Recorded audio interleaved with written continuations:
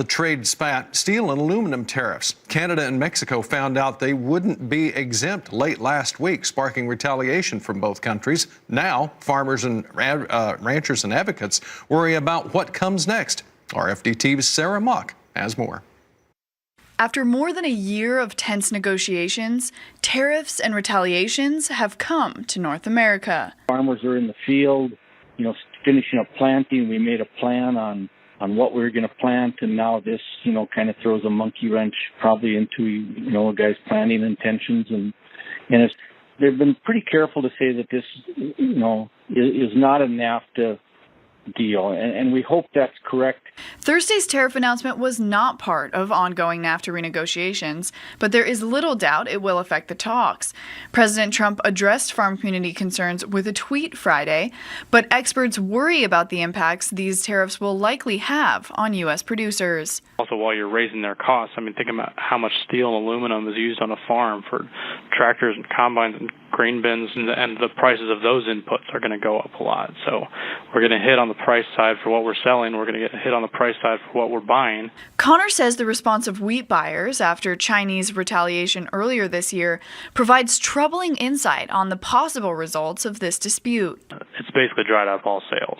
We've had one or two shipments in the last couple months, but pretty much all new sales are off. So we have seen that market dry up almost completely. So that was last year. That was our fourth largest market. And nearly all ag industries are feeling the pain. Since March, when trade disputes with China first began to intensify, the value of a U.S. hog has fallen about $18. Markets have moved that way because of the uncertainty around the future access we'll have in China, the largest pork-consuming nation in the world.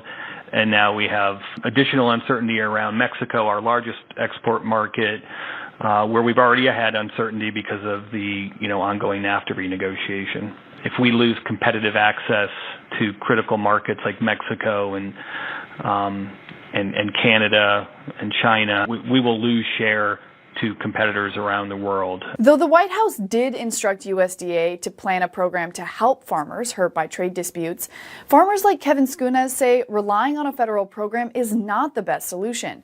He prefers to compete in a free market and hopes these tariffs are a negotiating tactic rather than a long-term policy. For RFD-TV, I'm Sarah Mock in Washington. Canada wants answers on the potential program to help those hurt by trade disputes, asking why the United States lifted CCC funding restrictions. The Commodity Credit Corporation can borrow up to $30 billion from the Treasury Department to stabilize farm income. The money can be used to assist farmers through loans, purchases, payments, and more. Canada also asks the